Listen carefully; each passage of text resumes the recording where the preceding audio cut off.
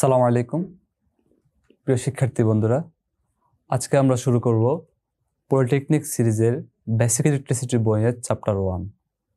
Chapter 1 এর নাম হচ্ছে ইলেকট্রিসিটি এবং এর প্রকৃতি। এই অধ্যায়ে আমরা যে বিষয়গুলো দেখব সেগুলো হচ্ছে ইলেকট্রিসিটি কি, বিদ্যুৎ প্রবাহের ফলে পরিবাহীতে সৃষ্ট প্রতিক্রিয়াসমূহ কি কি, পরমাণুর গঠন প্রণালী দেখব, আমরা দেখব পরমাণুর মৌলিক কণিকাগুলো কি কি, কারেন্ট, ভোল্টেজ এবং রেজিস্ট্যান্স নিয়ে আমরা ধারণা নেব এবং সবশেষে আমরা দেখব এই অধ্যায়ের উপর কিছু গুরুত্বপূর্ণ প্রশ্ন। প্রথমে আমরা দেখব ইলেকট্রিসিটি কি। আমরা যদি সহজভাবে বলতে চাই তাহলে ইলেকট্রিসিটি বা বিদ্যুৎ হচ্ছে ইলেকট্রনের যে কোনো ধরনের মুভমেন্ট।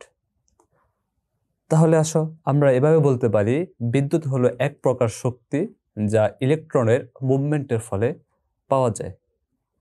তাহলে আমরা এটাকে এভাবে লিখি,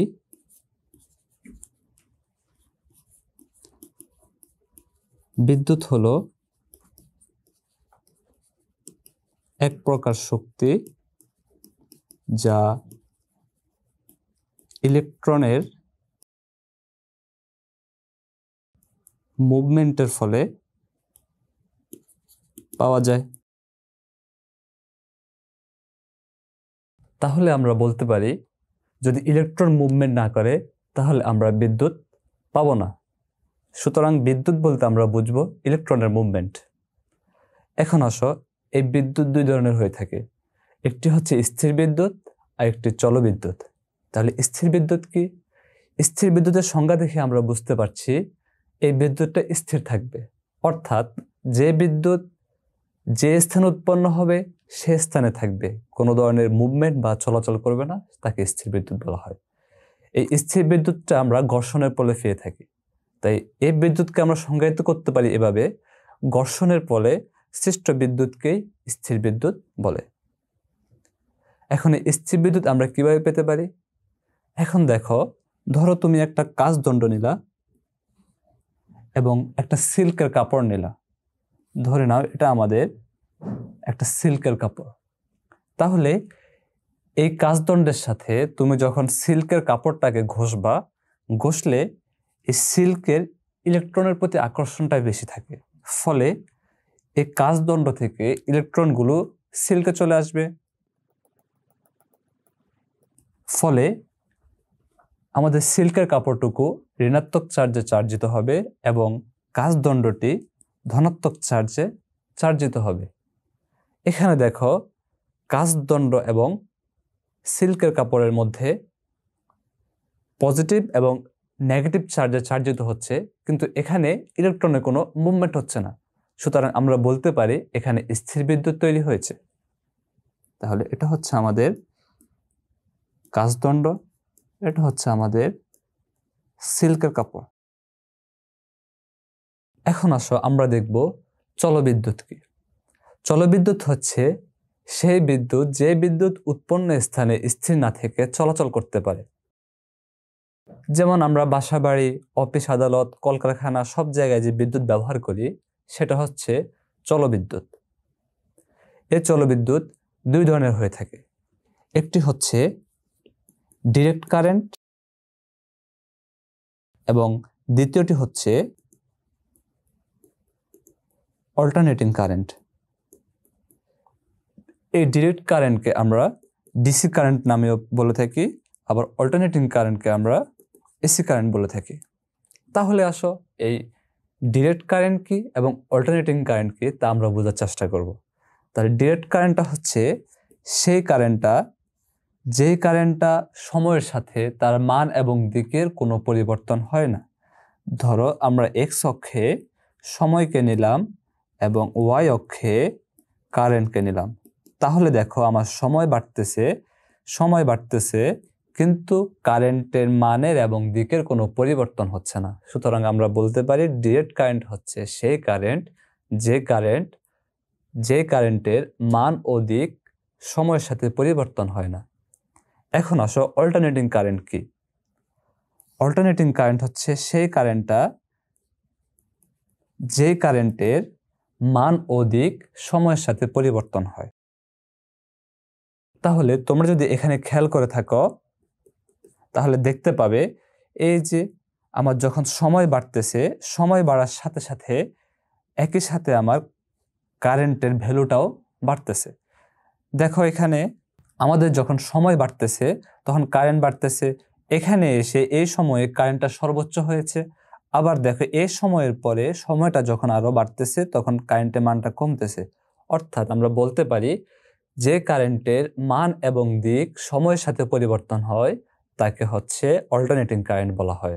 এখন আসো আমরা দেখব বিদ্যুৎ প্রবাহের ফলে পরিবাহীতে কি কি ধরনের প্রতিক্রিয়া লক্ষ্য করা যায়। তাহলে প্রথমে আমরা দেখব বিদ্যুতের তাপীয় ফল। তাহলে এখানে আমাদেরকে যে বিষয়টা বলা হচ্ছে, পরিবাহীর মধ্য দিয়ে যখন বিদ্যুৎ প্রবাহিত হয় তখন পরিবাহীটি উত্তপ্ত হয়, ফলে বৈদ্যুতিক শক্তির অপচয় ঘটে। এটা এভাবে বলা যায় যে বৈদ্যুতিক শক্তি তাপ শক্তিতে রূপান্তরিত হয়, এটাই বিদ্যুতের তাপীয় ফল বা হিটিং ইফেক্ট। এখন আসো আমরা যদি এটাকে সহজ ভাষায় বলি, আমরা যে রুম হিটার ব্যবহার করি সেখানে আমরা হিটারকে বিদ্যুতের সাথে কানেক্ট করি, ওই বিদ্যুতের ফলে রুম হিটারটা আমাদেরকে রুমটাকে উত্তপ্ত করে রাখছে। অর্থাৎ আমরা সরবরাহ করেছি বিদ্যুৎ, পাচ্ছি তাপ। সুতরাং আমরা বলতে পারি এই যে তাপ উৎপন্ন হওয়া এটা হচ্ছে বিদ্যুতের একটা তাপীয় ফল। এখন আসো আমরা দেখব বিদ্যুতের চুম্বকীয় ফল। যখন কোনো একটা পরিবাহীর মধ্য দিয়ে কারেন্ট প্রবাহিত করা হয় তখন তার চারদিকে একটা চুম্বক ক্ষেত্র তৈরি হয়। এই যে পরিবাহীর চারদিকে চুম্বক ক্ষেত্র তৈরি হওয়া, এই চুম্বক ক্ষেত্রটাকে বলা হচ্ছে বিদ্যুতের চুম্বকীয় পল। এই ধারণাকে কাজে লাগিয়ে বৈদ্যুতিক জেনারেটর, মোটর এগুলোকে পরিচালিত করা হয়। সুতরাং আমরা বলতে পারি বিদ্যুৎ প্রবাহের ফলে পরিবাহীতে চুম্বকীয় ফল লক্ষ্য করা যায়। এখন আসো আমরা দেখব রাসায়নিক ফল। রাসায়নিক ফলটা হচ্ছে কি, দেখো আমরা যদি একটা অম্ল মিশ্রিত পানির একটা পাত্র নিই, সেই অম্ল মিশ্রিত পানিতে যদি আমরা বিদ্যুৎ প্রবাহিত করি তাহলে উক্ত পানি হাইড্রোজেন এবং অক্সিজেনে বিশ্লিষ্ট হবে। দেখো এই যে আমরা একটা পাত্র নিলাম যেখানে আমাদের পানি আছে, সেই পানিতে আমরা যদি একটা ব্যাটারিকে কানেক্ট করে দিই তাহলে আমরা দেখতে পাবো এই পানিটুকু বিশ্লিষ্ট হয়ে হাইড্রোজেন এবং অক্সিজেন পাবো আমরা। সুতরাং আমরা বলতে পারি এখানে বিদ্যুতের রাসায়নিক ফল, বিদ্যুতের রাসায়নিক ক্রিয়া ঘটেছে বলেই এই পানিটুকু H2O পানি বিশ্লিষ্ট হয়ে আমরা হাইড্রোজেন এবং অক্সিজেন পাচ্ছি। সুতরাং আমরা এখানে দেখলাম বিদ্যুতের তিনটি ফল, তাপীয় ফল, চুম্বকীয় ফল এবং রাসায়নিক ফল। এখন আসো আমরা দেখব অ্যাটমের গঠন প্রণালী। অ্যাটম হচ্ছে পরমাণু। এখন এই পরমাণুর দুটো অংশ থাকে, একটি হচ্ছে নিউক্লিয়াস এবং একটি হচ্ছে নিউক্লিয়াসের বাহিরের অংশ। তাহলে আসো নিউক্লিয়াস কি, নিউক্লিয়াসে কি থাকে। এখানে দেখো পরমাণুর নিউক্লিয়াস হচ্ছে কেন্দ্রের কঠিন অংশ যা দুটি ক্ষুদ্রতম কণিকা দ্বারা গঠিত। এই পরমাণুর নিউক্লিয়াসে থাকে প্রোটন এবং নিউট্রন। এই প্রোটন এবং নিউট্রনের মধ্যে প্রোটন ধনাত্মক বা পজিটিভ চার্জ বহন করে, কিন্তু নিউট্রন কোনো চার্জ বহন করে না, অর্থাৎ নিউট্রন চার্জ নিরপেক্ষ কণা। এখানে মনে রাখবে আমাদের প্রোটনের ভর এবং নিউট্রনের ভর সমান। তাহলে দেখো আমরা যদি চিন্তা করি যে কোনো একটা পরমাণু, এটা হচ্ছে সেই পরমাণুর নিউক্লিয়াস, তাহলে এই পরমাণুর নিউক্লিয়াসে থাকবে প্রোটন এবং নিউট্রন। তাহলে পরমাণুর যে নিউক্লিয়াস, সেই নিউক্লিয়াসের বাহিরে কি থাকবে? তাহলে নিউক্লিয়াসের বাহিরে থাকবে ইলেকট্রন। সুতরাং আমরা বলতে পারি একটি পরমাণু দুটি অংশ নিয়ে গঠিত, একটি নিউক্লিয়াস এবং একটি নিউক্লিয়াসের বাহিরের অংশ। নিউক্লিয়াসে থাকে প্রোটন এবং নিউট্রন এবং নিউক্লিয়াসের বাহিরে থাকে ইলেকট্রন। এখন আসো আমরা দেখব পরমাণুর মৌলিক কণিকা কি। পরমাণুর মৌলিক কণিকা হচ্ছে একটা পরমাণুকে আমরা যখন ভাঙলে যে ক্ষুদ্র ক্ষুদ্র কণাগুলো পাওয়া যায় সেগুলোকে বলা হচ্ছে পরমাণুর মৌলিক কণিকা।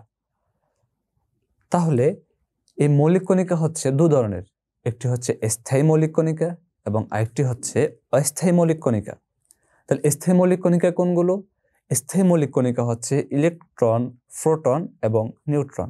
অর্থাৎ আমরা যদি একটি পরমাণুকে ভাঙি তাহলে অবশ্যই তিনটি মৌলিক কণিকা পাবই, সেগুলো হচ্ছে ইলেকট্রন, প্রোটন এবং নিউট্রন। এছাড়াও কিছু অস্থায়ী মৌলিক কণিকা পাওয়া যায়, সেগুলো হচ্ছে ম্যাসন, পজিট্রন, নিউট্রিনো এবং অ্যান্টিনিউট্রিনো। এবার আমরা দেখব তামা এবং অ্যালুমিনিয়ামের গঠন প্রণালী। প্রথমে আমরা দেখব তামার গঠন প্রণালী। তাহলে আসো, তামা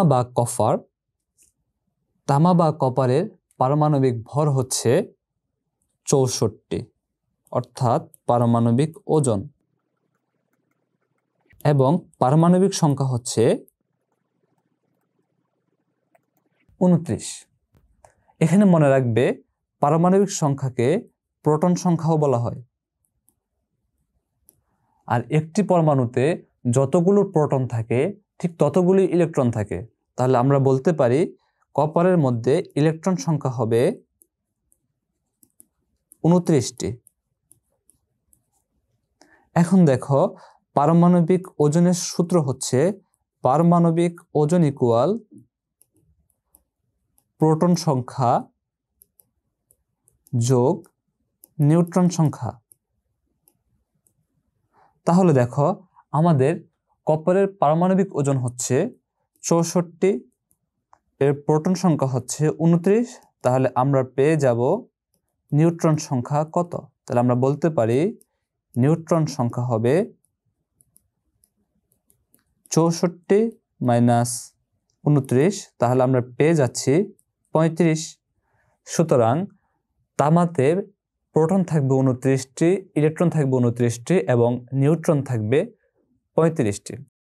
আমরা একটু আগে বলেছি পরমাণুর নিউক্লিয়াসে থাকে প্রোটন এবং নিউট্রন। তাহলে এখানে আমরা যদি চিন্তা করি একটি কপার পরমাণু, এই কপার পরমাণুর নিউক্লিয়াসে আমার 29টি প্রোটন থাকবে এবং 35টি নিউট্রন থাকবে। তাহলে ইলেকট্রন থাকবে 29টি। তাহলে প্রথমত আমরা দেখলাম আমাদের নিউক্লিয়াসে 29টি প্রোটন এবং 35টি নিউট্রন থাকতেছে। তাহলে আসো ইলেকট্রনগুলো কোথায় থাকে। এই যে তোমরা এই চিত্রে দেখতে পাচ্ছ কতগুলো কক্ষপথে ইলেকট্রন ঘুরবে, অর্থাৎ নিউক্লিয়াসের চারদিকে ইলেকট্রনগুলো কতগুলো কক্ষপথে ঘুরতে থাকে।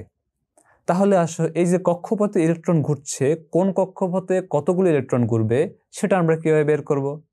তাহলে আসো এই কক্ষপথে ইলেকট্রন বের করার সূত্র হচ্ছে কক্ষপথে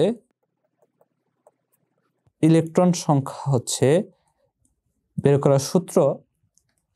তাহলে আসো কক্ষপথে ইলেকট্রন সংখ্যা বের করার সূত্র হচ্ছে 2n²।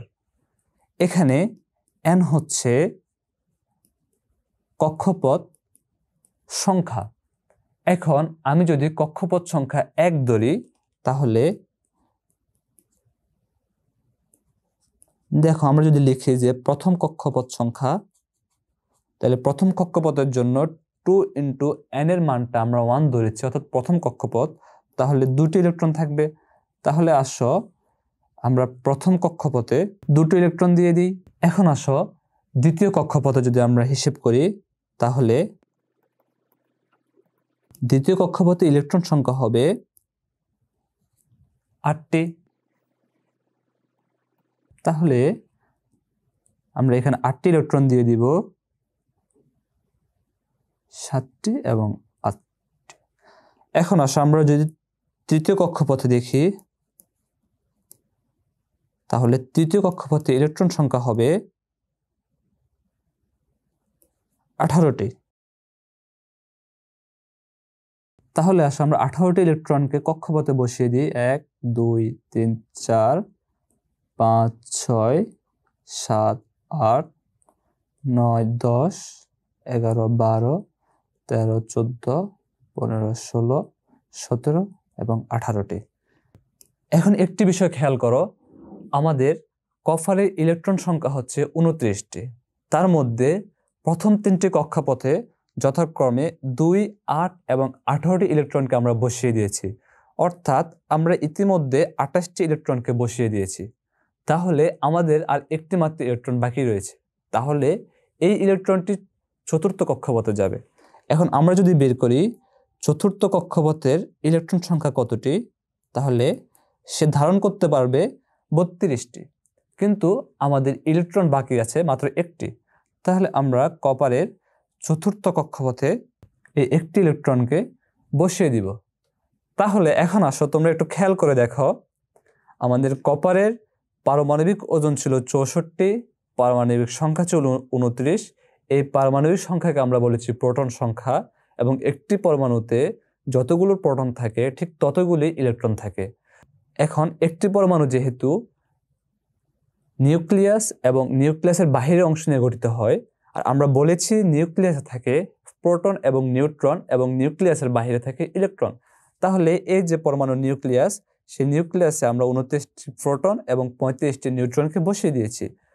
আর বাকি যে ইলেকট্রনগুলো সেগুলো এই নিউক্লিয়াসের চারদিকের কক্ষপথগুলোতে ঘুরতে থাকে।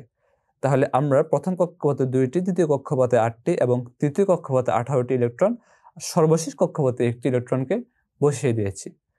সুতরাং এখান থেকে আমরা তামার যে গঠন প্রণালী সেটা আমরা দেখতে পেলাম। এখন আসো আমরা দেখব অ্যালুমিনিয়ামের গঠন প্রণালী। অ্যালুমিনিয়ামের পারমাণবিক ওজন হচ্ছে 27 এবং পারমাণবিক সংখ্যা হচ্ছে 13। পারমাণবিক সংখ্যা 13, তাহলে আমরা বুঝতে পারতেছি এর প্রোটন সংখ্যা হচ্ছে 13।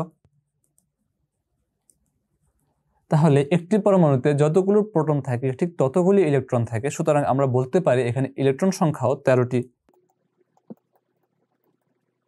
এখন একটি পরমাণু যেহেতু নিউক্লিয়াস এবং নিউক্লিয়াসের বাহিরের অংশ নিয়ে গঠিত, তাহলে আমরা প্রথমেই পরমাণুর নিউক্লিয়াসে দেখব কতটি প্রোটন এবং নিউট্রন থাকে। তাহলে পরমাণুর নিউক্লিয়াসে প্রোটন সংখ্যা হচ্ছে 13টি। তাহলে নিউট্রন সংখ্যা কতটি? দেখো আমরা একটু আগে দেখেছি পারমাণবিক ওজন হচ্ছে প্রোটন সংখ্যা এবং নিউট্রন সংখ্যার যোগফল। সুতরাং আমরা বলতে পারি আমাদের নিউট্রন সংখ্যা হবে 14টি। সুতরাং আমরা এখানে 14টি নিউট্রনকে বসিয়ে দিব, অর্থাৎ নিউট্রন সংখ্যা 27 থেকে 13 বিয়োগ করলে আমরা 14 পাবো। এই 14 হচ্ছে আমাদের নিউট্রন সংখ্যা। এখন দেখো একটা পরমাণুতে, অ্যালুমিনিয়াম পরমাণুতে 13টি প্রোটন এবং 14টি নিউট্রন কেন্দ্রে থাকবে, অর্থাৎ নিউক্লিয়াসে থাকবে। আমরা যদি একটু এপাশ করে দেখি, 13টি প্রোটন এবং 14টি নিউট্রন। তাহলে ইলেকট্রনগুলো কিভাবে থাকবে? ইলেকট্রনগুলো আমাদের আগের সূত্রের মতো প্রথম কক্ষপথে 2টি ইলেকট্রন,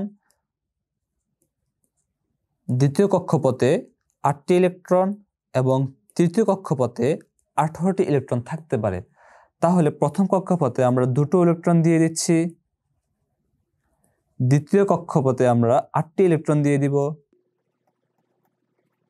এবং সর্বশেষ কক্ষপথে আমাদের ইলেকট্রন সংখ্যা থাকবে, যদি একটু খেয়াল করো তাহলে প্রথম কক্ষপথে আমরা 2টো দিলাম, দ্বিতীয় কক্ষপথে 8টা দিলাম, তাহলে 2 এবং 8 আমরা পেলাম 10।